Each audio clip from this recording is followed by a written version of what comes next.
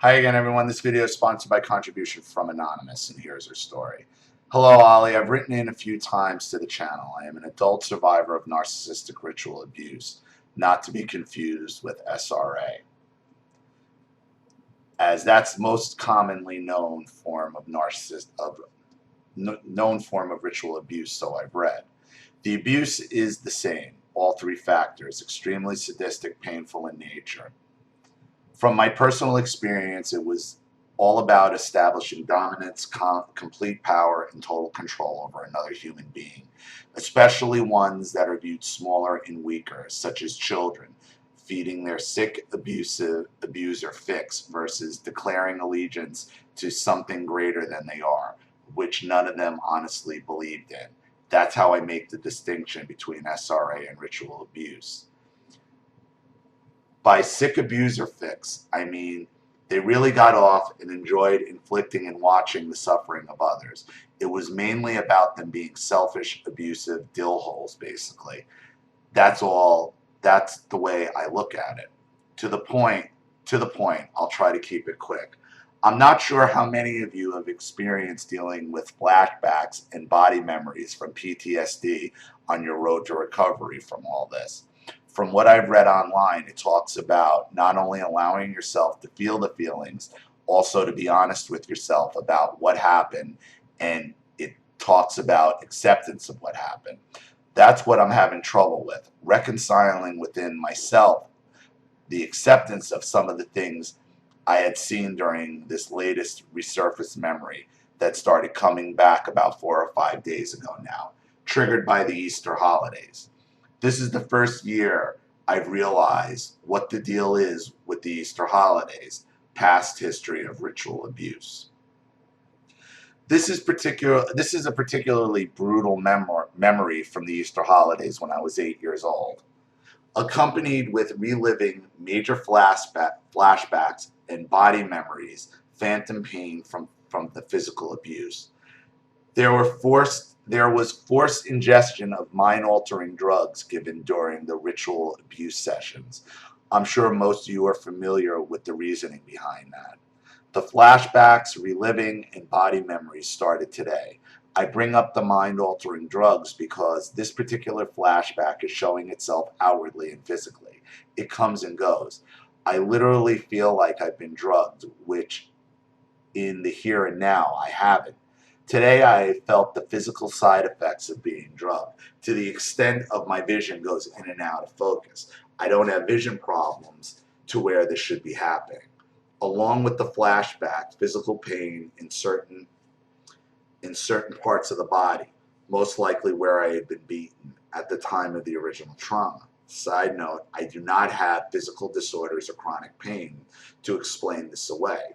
It may sound crazy, I know. This flashback has reached the level of freak me out spooky. I haven't had a flashback this severe in about 2 years from when I was nearly drowned as a kid. I'm not going to get into the graphic detail of when it went down. Some things are just too sick to tell anyone, except the therapist. I'll just say that drugs were involved. The standard RA in a group setting and the involvement of several children, the youngest being 3 years old, not related. We lived in and out of the country at the time, surrounded by woods. My parents were upper middle class, extremely well off financially, looking like the perfect model family to the outside world. Expensive things, glorious house included. It's a shame that society is so bent on image and materialism. Perhaps if people could have or would have taken the time to see past that false image, they wouldn't have legally gotten away with the things they have done. Every Easter holiday, my mother and her side of the family made a huge deal to celebrate Easter. On that day, on a day that wasn't actually Easter Sunday. They were well known for their immaculate Easter egg hunts and activities geared towards children. After the normal parents left with their children, the abusive parents stayed with the little ones, and the false shroud dropped and the RA commenced. After the Easter time RA, when I was 8 years old, was said and done, I regained consciousness from a mixture of drugs and a hit to the face from my mother, knocking me out before I even hit the ground for whatever reason she had. I awoke not being able to feel my body, but unbelievable facial pain. She had broken my nose. I was laid out in one of my grandmother's gardens in front of the house. I had first noticed after awakening that my long hair had been lopped off and was laying cut around the sides of my head across my chest. When I rolled over disoriented, I noticed my hand and arm were in something wet. My mother's two gardens didn't have flowers or color to them, only leafy green exotic plants with varying shades of green. I specifically remember the dark shade of red across the bright green of the leaves. There was blood everywhere, and there was way too much for all of it to have come from me. I realize this may sound unbelievable to some. I assure you it's true. Blood is synonymous with RA. The other garden was covered with blood everywhere also. I was the only one laid out in the garden, so I honestly don't know where it all came from. I looked out into the yard and saw my 7-year-old male cousin laid out face down in the front yard. I was still disoriented, vision going in and out of focus from the drugs. I managed to get up and stumble over to my cousin. It was extremely difficult to walk, not being able to feel my body. I was falling down all over the place. I hadn't realized yet that I was profusely bleeding from the mouth and nose. I'm not going to state the condition I found my cousin in. I felt for a pulse if he had one. I helped him out as much as I could, tried waking him up, but he was out cold from the drugs. I saw several children laid out in different areas of the yard, some naked, some half-dressed. My vision was too blurry to go over to them. I couldn't really see good enough. I ended up stumbling and falling into the other garden. That's how I noticed the small puddles of blood.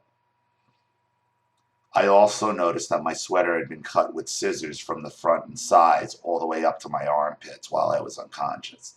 That's how I know my mother did it.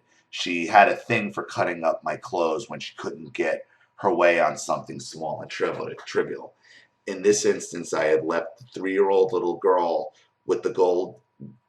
I had let the 3-year-old little girl win the golden egg in the Easter egg hunt, while I won the silver egg. According to my mother, that pissed her off because she didn't have losers in her family. I was just trying to be nice. Sheesh. That's a good example of a narcissist living vicariously and having to win at whatever expense. Once again, she managed to make it all about her. Selfish. In the end, my mother pinned it all on her known pedophilic sex offender brother and his child molester friends that she purposely invited over. He did it a few years time. Mindfuckery at its best. On another side note, my boyfriend's little boy is 7 years old. When I look at him, it really puts things into perspective, how young and small that he actually is. But I still can't help to ask, how can someone do things like that if I went on long enough? Thanks again for reading my story, Ollie, Anonymous. I don't really need to analyze this other than to say that these things are real. They happen. I've read stories from multiple people about the same type of thing. And whether or not they face justice isn't the point. You're getting sparked with these memories because your subconscious is telling you, stay away, stay far away. And it's funny that your boyfriend has a 7-year-old and you're saying that, and now you're getting sparked with these memories around Easter time because you're seeing it for what it is, for how sick and depraved. Do that to anybody. An adult is horrifying.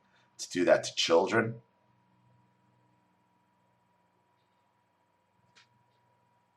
cut them out, hope they're out, and they stay out. All of these are reminders for you of what happened to you so you never forget. So thank you for your contribution and your story. I really appreciate it. Thank you to everybody watching. Please leave any opinions or advice in the comment section below. And again, if you want your story read on the channel, you have a topic you'd like me to cover, a narcissist you'd like to expose, or you'd like to set up a Skype chat, phone call, or have a private video made, or you'd like to just contribute to the channel or sponsor a video for someone who can't afford it, you know what to do with the PayPal and email links in the description box. And if you're still unclear, please wait for the final video link to pop up to take you to my instructional video, which will tell you how to do all that. Please like and share this video where you can. Subscribe to my channel if you haven't. And please click the subscription bell to be notified of all my video uplinks. This is Ollie Matthews. Thanks for watching. See you all again soon. Bye.